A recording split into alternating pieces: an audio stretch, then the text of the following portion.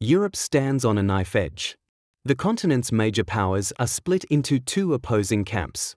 On one side is the Triple Entente, France, Britain, and Russia, bound together by mutual distrust and fear of Germany, the newest and most powerful state in Europe. Facing them is the Triple Alliance: Germany, Austria-Hungary, and Italy. Germany dreads being surrounded by its rivals. Austria-Hungary struggles to hold together a fragile, multi-ethnic empire. Italy seeks territorial gains, especially at France's expense. The crisis begins on the 28th of June 1914 in Sarajevo. Archduke Franz Ferdinand, heir to the Austro-Hungarian throne, is shot dead by Gavrilo Princip, a 19-year-old Bosnian Serb nationalist. Vienna blames Serbia for the attack, accusing it of aiding the conspirators. Austria-Hungary sends an ultimatum with such harsh terms that rejection is almost guaranteed. When Serbia refuses some of the demands, Austria-Hungary declares war and begins shelling Belgrade within hours. Russia's Tsar Nicholas II, seeing himself as protector of the Slavic peoples, orders mobilization to support Serbia. Germany, tied to Austria-Hungary and expecting a showdown with Russia sooner or later, decides to act quickly. Russian mobilization is used as justification. Germany mobilizes in turn and declares war on Russia. But war with Russia automatically opens the door to conflict with Russia's ally, France. German planners have already prepared for this scenario. Their strategy, the Schlieffen Plan, calls for a lightning strike in the west. German armies will sweep through neutral Belgium, encircle French forces, crush them near Paris, and win a rapid victory. Only then will they turn east to face slow-mobilizing Russia. Germany declares war on France. Across Europe, more than 6 million men begin marching to war. Italy, however, remains on the sidelines. The terms of the Triple Alliance do not compel it to join an aggressive war. The United States also declares neutrality. President Woodrow Wilson and most Americans see this as a European quarrel they do not wish to join. Britain's intentions are less clear. It is tied to France by understanding rather than a formal obligation. But when German forces cross into Belgium, whose neutrality Britain has guaranteed, London sends an ultimatum to Berlin demanding withdrawal. Germany ignores it. On the 4th of August 1914, Britain declares war on Germany. A British expeditionary force sails to France. Meanwhile, the German advance is slowed by stubborn Belgian resistance, particularly at the fortified city of Liege, where defenders delay the invaders for crucial days. Reports of massacres committed by German troops against Belgian civilians spread quickly. Allied propaganda amplifies these stories, turning neutral opinion, especially abroad, sharply against Germany. France, unaware of the size and direction of Germany's main thrust, launches its own offensive into Alsace-Lorraine, Plan 17. This leads to the Battles of the Frontiers, a series of huge clashes in which French forces are thrown back with heavy losses, though German casualties are also enormous. The British first meet the Germans at Mons. The professional soldiers of the BF fight well, but are badly outnumbered and soon forced to retreat alongside the French. The Allies make their stand on the River Marne, just 40 miles from Paris. In a desperate counteroffensive, French and British troops halt the German advance and push it back. The Battle of the Marne costs each side around 250,000 casualties, but it saves Paris and shatters Germany's hope of a quick victory. Both sides now race north, trying to outflank one another in what becomes known as the Race to the Sea. Successive engagements culminate in the First Battle of Ypres, where Allied forces cling on against relentless German attacks, shutting the door to a breakthrough in Flanders. The butcher's bill is again severe. By late 1914, both armies have dug themselves into long lines of trenches, stretching from the English Channel to the Swiss border. The age of fast-moving war is replaced by static, grinding trench warfare. At sea, the British Royal Navy wins an early engagement at Heligoland Bight, sinking several German cruisers. Britain possesses the world's most powerful fleet, 29 modern battleships against Germany's 19, and quickly imposes a naval blockade on Germany, aiming to cut off food and vital materials. But German ingenuity soon answers. Just days later, the cruiser HMS Pathfinder becomes the first ship in history sunk by a submarine-launched torpedo. German U-boats, with long range and the ability to attack unseen beneath the waves, emerge as a new and deadly threat to British control of the seas. On the Eastern Front, Russian armies move into East Prussia, but coordination is poor and messages are sent in plain text over radio. German commanders Hindenburg and Ludendorff exploit these mistakes, encircling and annihilating a Russian force at Tannenberg, capturing around 90,000 prisoners and wiping out an entire Russian army. Another crushing defeat at the Masurian Lakes forces Russian troops into retreat. In just 6 weeks, Russia suffers roughly 300,000 casualties. Austria-Hungary fares no better. Its invasion of Serbia collapses at the Battle of Sur, while its campaign against Russia falls apart with over 300,000 casualties. The fortress of Przemysl is cut off and besieged by Russian forces. Germany must intervene to help its ally, launching a winter offensive towards Warsaw. Brutal fighting around Lodz ends in stalemate. Farther south, the Ottoman Empire enters the war on the side of the Central Powers, opening new fronts against Russia and the Allies. Ottoman warships bombard Odessa and Sevastopol, while Russian armies cross into the Caucasus. Beyond Europe, World War I quickly becomes truly global. In Africa, German forces move into British East Africa, Kenya, and occupy Taveta. Allied forces capture Togoland, but British attempts to invade German Cameroon and German Southwest Africa meet defeats at Garua, Nsanakong, and Sandfontein. A British landing at Tanga ends disastrously, routed by a much smaller German force under Colonel Paul von Lettow-Vorbeck, who will go on to wage a long and effective guerrilla campaign that ties down tens of thousands of Allied troops. In Asia, Japan honors its treaty with Britain and declares war on Germany. Japanese troops seize the German base at Tsingtao in China. German colonies in Samoa and New Guinea fall to New Zealand and Australian forces. In the Pacific, off the coast of Chile, Admiral von Spee and his East Asia squadron sink 2 British cruisers at the Battle of Coronel, with all hands lost. 5 weeks later, near the Falkland Islands, he encounters a stronger British force. 4 of his 5 cruisers are sunk. Von Spee goes down with his flagship. In the Middle East, British forces land in the Persian Gulf and capture Basra, securing access to Persian oil, crucial for fueling the Royal Navy. Back in the Balkans, the Austro-Hungarians finally take Belgrade, but the Serbs counterattack and push them back once more. Both sides have already suffered about 200,000 casualties in this theatre alone. German warships raid the east coast of England, shelling Hartlepool, Whitby, and Scarborough, killing over 100 civilians and bringing the war directly to the British home front. On the Western Front, the French launch their first major offensive against entrenched German positions in the First Battle of Champagne. Gains are minimal, losses reach 90,000.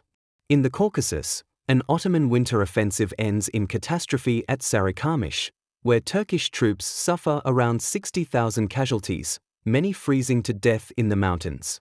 December 1914 brings a brief, fragile moment of humanity. Along some parts of the Western Front, soldiers on both sides agree in formal Christmas truces. Men meet in no man's land, exchange gifts, and even play football. But these moments of goodwill do little to change the course of the war. January 1915. The conflict is only 5 months old, yet around 1 million soldiers are already dead or wounded. The Central Powers, Germany, Austria-Hungary, and the Ottoman Empire, now face the Allies: Britain, France, Russia, Serbia, Montenegro, Belgium, and Japan. Russia continues to fight Germany and Austria-Hungary in Poland and the Baltic, though its army has already suffered huge defeats. Austrian morale is low after failures against both Russia and Serbia. In the Caucasus, Russians and Ottomans are locked in bitter winter fighting. On the Western Front, Allied and German soldiers remain dug in from the Channel to the Alps. Germany begins the first strategic bombing campaign in history. 2 giant Zeppelin airships cross the North Sea and bomb English towns, killing several civilians and shocking the British public. At sea, The British score a partial victory at the Battle of Dogger Bank, sinking one German cruiser. The rest escape, but the Royal Navy maintains its blockade, slowly tightening economic pressure on Germany. Berlin responds by declaring the seas around the British Isles a war zone. German U-boats will attack Allied merchant ships without warning. Britain, reliant on imported food, could be starved into submission if the submarine campaign succeeds. On the Eastern Front, Hindenburg strikes again with a winter offensive near the Masurian Lakes, inflicting up to 200,000 Russian casualties, many surrendered in bitter cold. Further south, the Russians manage a significant success. After months of siege, Przemysl falls, and 100,000 Austro-Hungarian soldiers are captured. Austria-Hungary's losses climb past 2 million. In the eastern Mediterranean, Britain and France attempt to force the Dardanelles. They hope to threaten Constantinople and knock the Ottoman Empire out of the war. Naval bombardments damage Turkish forts, but several Allied battleships are destroyed or crippled by mines. The attack is abandoned.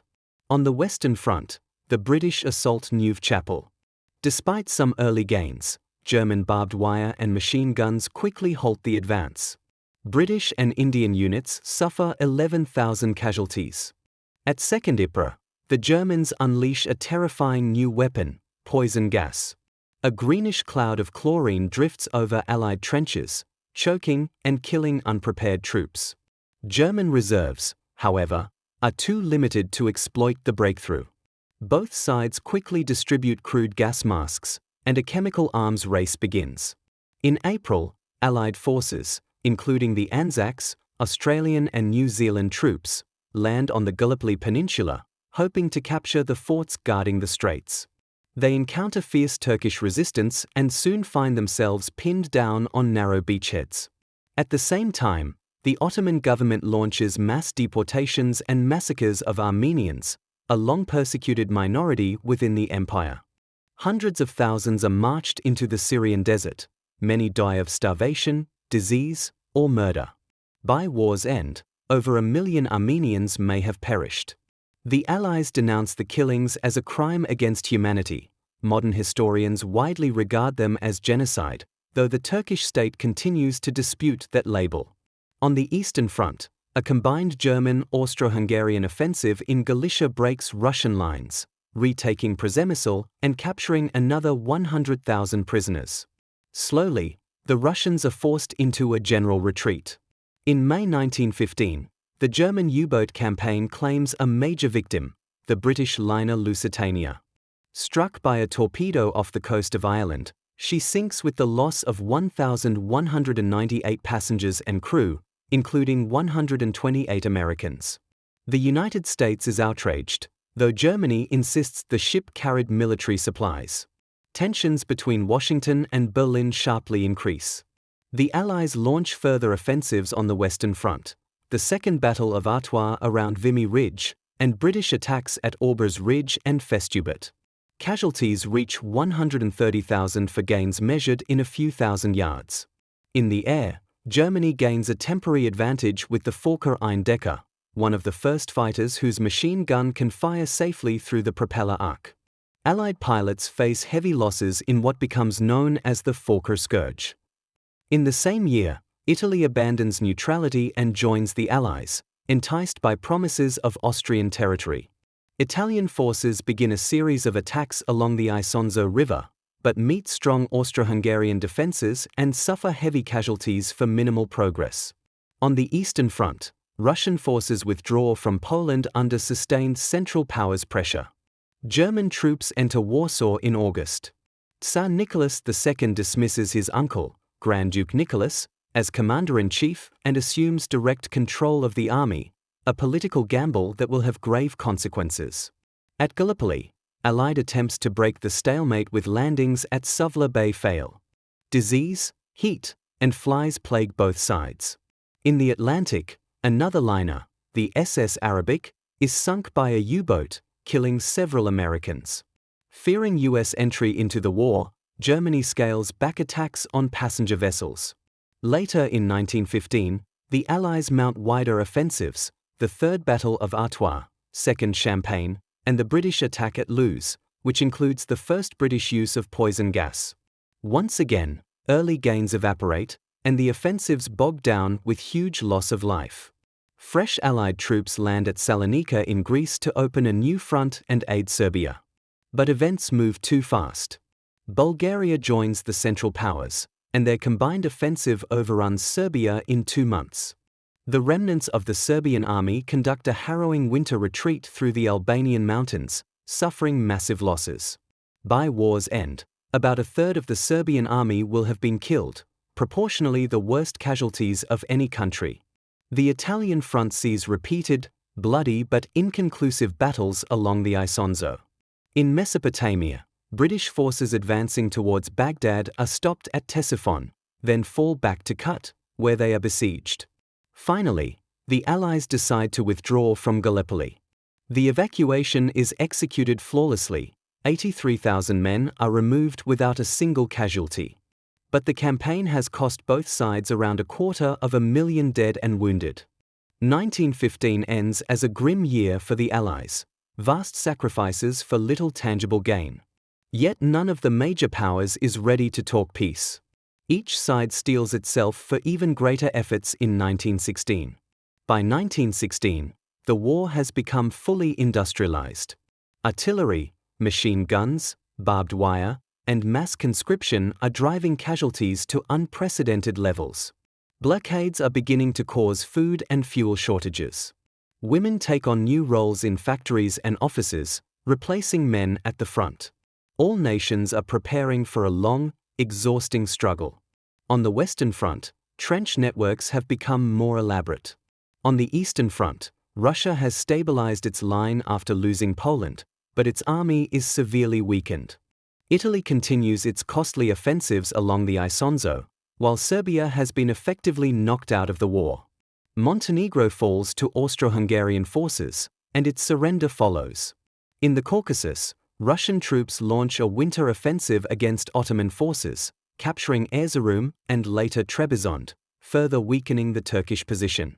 In Africa, British forces painstakingly move 2 motorboats to Lake Tanganyika, eventually helping to secure the lake from German control. In Cameroon, German defenders at Mora hold out on a mountain stronghold for 18 months before surrendering, ending the campaign there. On the Western Front, Germany now seeks to break French morale. In February 1916, they attack the fortress complex of Verdun. German Chief of Staff Erich von Falkenhayn expects France to defend Verdun at all costs. His objective is not necessarily to capture the city, but to bleed France dry in the attempt. Verdun becomes a symbol of relentless attrition. Division after division is fed into the inferno. The French cling on, repeating a phrase that becomes legendary: "They shall not pass."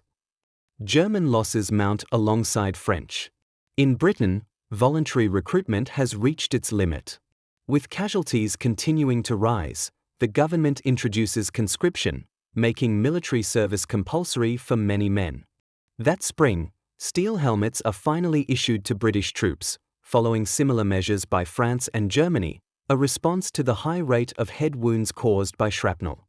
Portugal, though neutral, cooperates with Britain, particularly in Africa.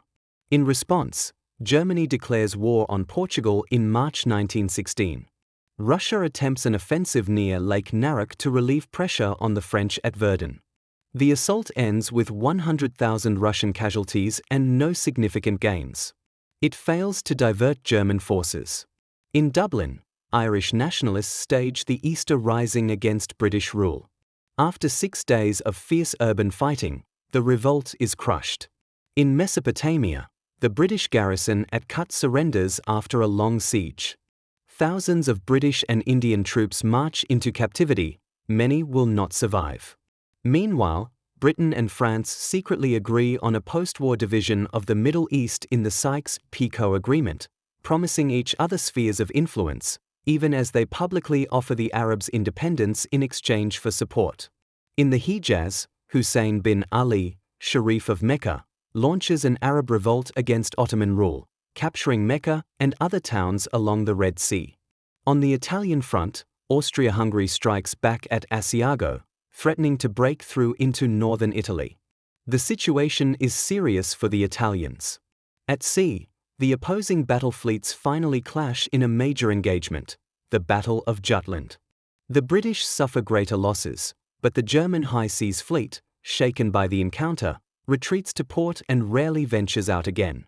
British naval dominance, and the blockade of Germany, continues. In the east, Russia prepares a major offensive under General Alexei Brusilov. In June 1916, his forces attack along a broad front in Galicia, achieving one of the most successful breakthroughs of the war. They advance up to 60 miles, take around 200,000 prisoners, and force the Central Powers to divert reserves from other fronts. But the offensive is costly and will ultimately exhaust Russian manpower. On the Western Front, the Allies launch their own massive offensive, the Battle of the Somme. It begins on the 1st of July 1916 with prolonged artillery bombardment. When the barrage lifts, British infantry advance into no man's land, only to be mown down by intact German machine gun positions. The first day of the Somme is catastrophic for Britain: 57,000 casualties, including around 20,000 dead, the worst single day in the British Army's history. The battle, however, continues for months, grinding on in mud and shell fire. That summer, encouraged by Brusilov's initial success, Romania joins the Allies and attacks into Transylvania. But the Central Powers respond with a coordinated counteroffensive. Romania is quickly overrun, and its troops suffer heavy losses. The Allied force at Salonika attempts to help by advancing into Macedonia, but Bulgarian resistance and difficult terrain limit progress. Back at Verdun, the French finally halt the German offensive and begin to retake lost ground. Verdun has cost France around 365,000 casualties. German losses are of a similar magnitude. Falkenhayn is removed from command and replaced by Hindenburg and Ludendorff, who take over the German war effort. On the Somme, the British reveal a new weapon, the tank. Though mechanically unreliable and too few in number, they show that armored vehicles could one day break the stalemate of the trenches. By the end of 1916, the Brusilov offensive has burned out. Both Russian and Austro-Hungarian armies have suffered catastrophic losses, from which neither will ever fully recover. Repeated attacks along the Isonzo drain Italian strength. The Somme ends with Allied gains of about 10 miles at a cost of around 600,000 Allied casualties and 450,000 German. Elsewhere, Romania is conquered. Its remaining forces fall back to fight alongside Russia. In Austria-Hungary, Emperor Franz Joseph, who has ruled since 1848, dies and is succeeded by his grandnephew Karl. In Britain, Prime Minister Herbert Asquith is replaced by David Lloyd George, who promises a more focused war effort. In France, General Joffre is replaced by General Nivelle, who claims he can achieve victory with bold, aggressive operations. US President Wilson attempts to mediate peace, but neither alliance is willing to compromise. The war has become a struggle of endurance and attrition, and no side is ready to admit defeat. 1917. Germany's leaders understand that in a long war, they will eventually be overwhelmed by Allied manpower and resources, especially if the United States sides with the Entente. They decide on a risky strategy, a return to unrestricted submarine warfare. German U-boats will sink any ship approaching Britain, whether neutral or Allied, in the hope of starving Britain into surrender within months. But this policy will almost certainly draw America into the war. Within days, the American cargo ship SS Housatonic is sunk. Soon after, the British present the Zimmermann telegram to the US government, a secret German message proposing an alliance with Mexico against the United States if war breaks out. The revelation shocks American public opinion.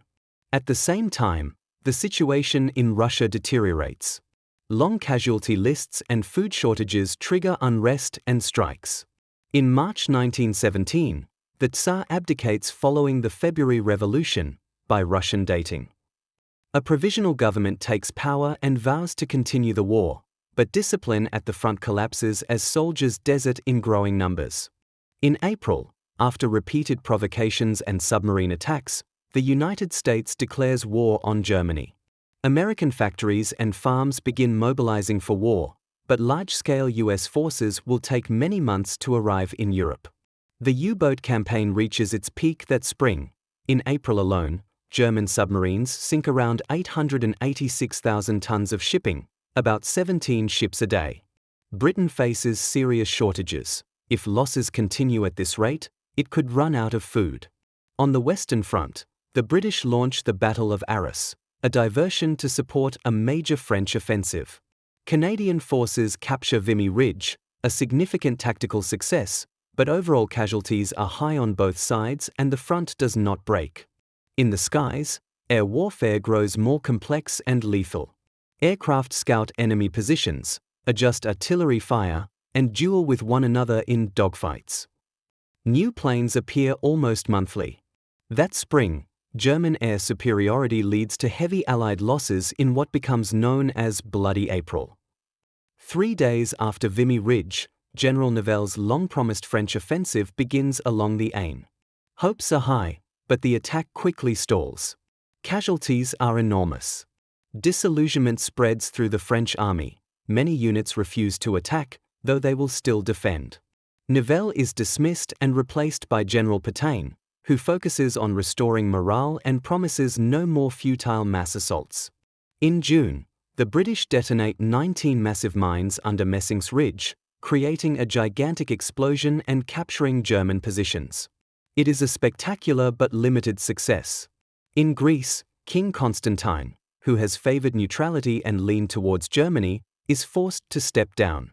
Greece joins the Allies, adding another front in the Balkans. Russia's provisional government orders another offensive in July. It collapses almost immediately. Russian forces are too disillusioned and disorganized to fight effectively. The Central Powers launch a counterattack. The Russian front begins to crumble. Meanwhile, the Allies introduce the convoy system at sea. Merchant ships now sail in protected groups escorted by warships. This tactic significantly reduces shipping losses and gradually turns the tide against the U-boats. In Germany, public hardship leads to growing demands for peace. The Reichstag passes a resolution calling for a settlement based on mutual understanding. The military high command under Hindenburg and Ludendorff ignores it and continues to pursue total victory. On the Western Front, the British prepare another major offensive in Flanders, the Third Battle of Ypres, better known as Passchendaele. Heavy shelling ruins drainage systems. Rain turns the low-lying battlefield into a quagmire. Men, horses, and equipment sink into the mud. For 3 months, both sides fight desperately for yards of ground. British casualties reach around 240,000. German losses are almost as high. The hoped-for breakthrough never comes. Along the Isonzo, the 11th battle sees Italy and Austria-Hungary mutually bleed each other. The Italian army suffers around 150,000 casualties. The Austro-Hungarians lose about 100,000. New countries formally join the Allies: Brazil, Liberia, China, and Siam, Thailand, mainly in response to submarine attacks or in hope of diplomatic benefits. China sends tens of thousands of laborers to work in support roles on Allied fronts. In Mesopotamia, British forces avenge the humiliation at Kut by capturing Baghdad. In Palestine and the Sinai, British attempts to take Gaza initially fail. In July, Arab forces under the Hashemite leadership seize Aqaba on the Red Sea, assisted by British officer T. E. Lawrence, later famed as Lawrence of Arabia. In November, British Foreign Secretary Arthur Balfour issues a declaration supporting the idea of a national home for the Jewish people in Palestine, aiming to secure Jewish support for the Allied cause, even as it contradicts earlier promises made to Arab leaders. Later that year, British troops finally win the Third Battle of Gaza, opening the way into Palestine. General Edmund Allenby enters Jerusalem, ending centuries of Ottoman rule. On the Italian front, disaster strikes at Caporetto. Reinforced by German units from the Eastern Front, the Central Powers break through Italian lines, advancing 70 miles and capturing about 250,000 prisoners. Britain and France must dispatch divisions south to stabilize the front. In Russia, the Bolsheviks seize power in the October Revolution, promising peace, land, and bread. Lenin is determined to pull Russia out of the war. In France, Georges Clemenceau becomes prime minister. Nicknamed the Tiger, he vows to fight on until complete victory. With Russia collapsing, France recovering from mutiny, and Italy reeling, the British find themselves carrying much of the burden on the Western Front. They launch another offensive near Cambrai, using tanks in large numbers for the first time. The initial attack breaks through German lines, but mechanical failures and swift German counterattacks regain much of the lost ground. By the end of 1917, Finland declares independence from Russia. Romania, isolated by Russia's collapse, signs an armistice with the Central Powers. Russia itself agrees to a ceasefire. The Eastern Front effectively ceases to exist. One major Allied power has been knocked out of the war. Another, the United States, is still building up its military strength. Germany knows that only decisive success in the West can save it before American power arrives in full. 1918. After more than 3 years of war, both alliances are stretched to breaking point. Russia has left the conflict, signing the Treaty of Brest-Litovsk and surrendering vast territories to the Central Powers. Hundreds of thousands of German soldiers can now be redeployed west. Germany, however, is under severe strain. The British blockade has caused shortages and unrest. Militarily, the clock is ticking. Once American forces arrive in large numbers, German defeat seems certain. In January, President Wilson announces his 14 points, proposing a new international order based on open diplomacy, reduced armaments, national self-determination, and a League of Nations. European leaders largely treat these ideas with skepticism. For now, the war continues. With renewed strength from the east, General Ludendorff plans one desperate, all-out blow on the Western Front, the Spring Offensive. In March 1918, German stormtrooper units launch sudden, infiltrating attacks. They bypass strongpoints, break through weak sectors, and inflict heavy losses on the British Fifth Army, which falls back in disarray. The German advance is the most dramatic movement seen in the West since 1914. The Allies fear their armies may be split apart. To coordinate their response, they appoint Ferdinand Foch as Supreme Allied Commander. Outside Amiens, British and Australian units form a defensive line that halts the German push. Ludendorff then shifts the focus north towards the Channel ports, hoping to cut British supply lines. But repeated attacks fail to break through. German casualties are severe. In the air, both sides now field thousands of aircraft, but Allied industry and resources give them the upper hand. In April, Germany's top ace, Manfred von Richthofen, the Red Baron, is shot down and killed near Amiens after 80 confirmed victories. The Allies bury him with full military honors. In May, German troops drive south again, reaching the Marne for a second time and threatening Paris. But now, fresh American divisions begin to enter the line in force. The U.S. 1st Division fights at Cantigny.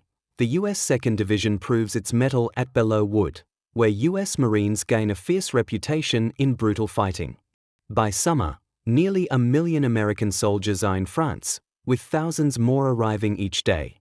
A final phase of the German offensive in July, the Second Battle of the Marne, is repelled by a strong French counterattack, supported by British, Italian, and American troops.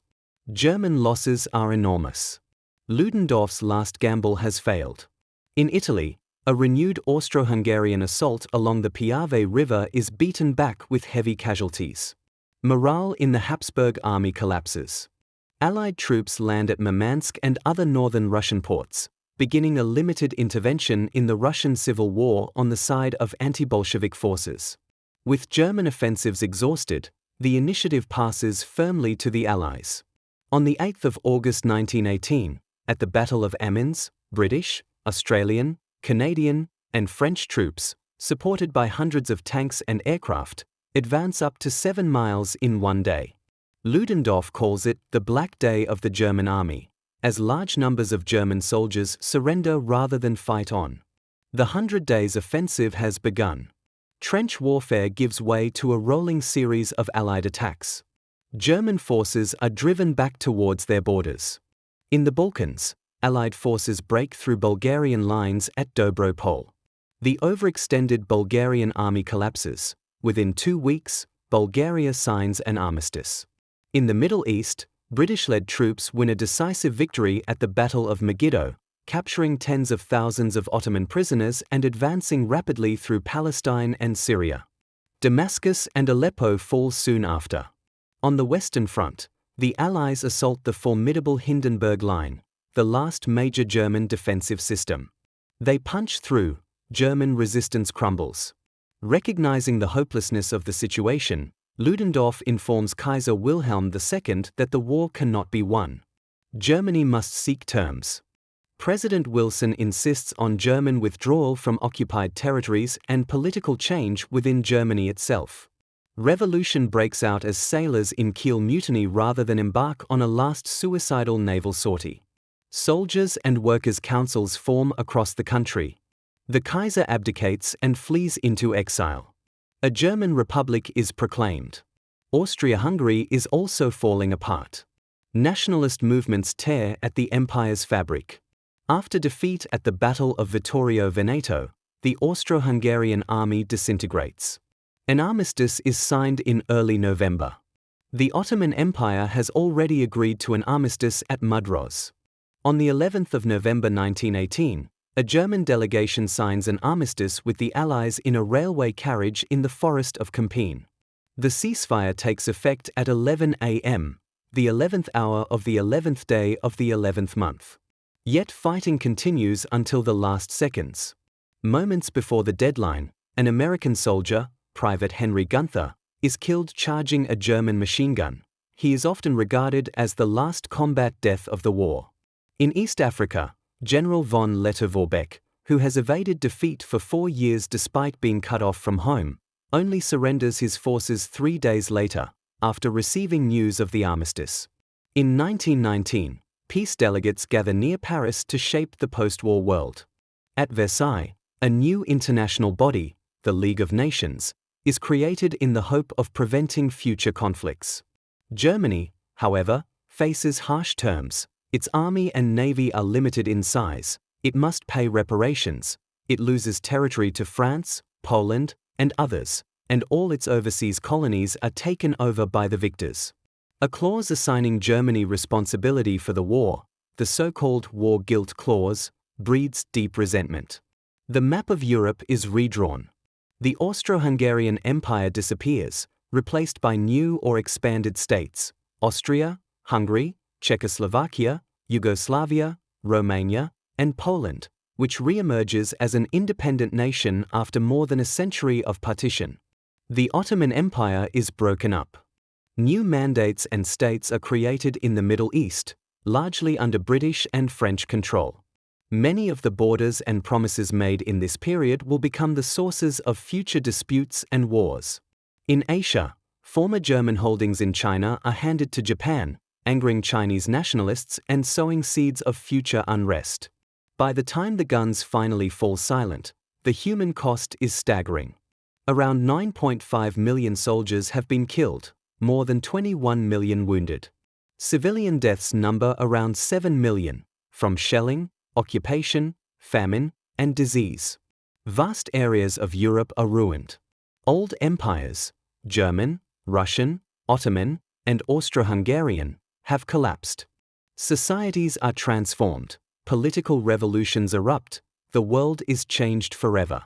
The conflict that many had expected to be short and glorious becomes, instead, a catastrophe that haunts the 20th century, a war whose consequences will shape the decades to come.